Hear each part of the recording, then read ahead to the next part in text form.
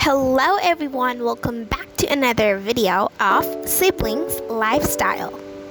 Today we are going to discuss about the importance of studying and how to make it interesting. Take a break.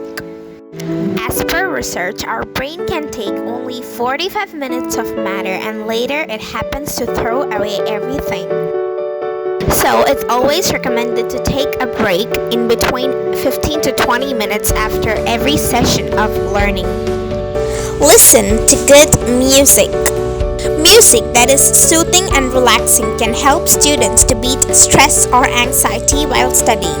Background music may improve focus on a task by providing motivation and improving mood.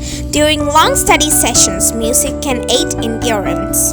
Reduce the amount of screen time. Unlimited screen time can result in the loss of memory and distraction towards studies. Hence, it's always recommended to keep a time limit for the usage of electronic gadgets. Create a clean and organized atmosphere.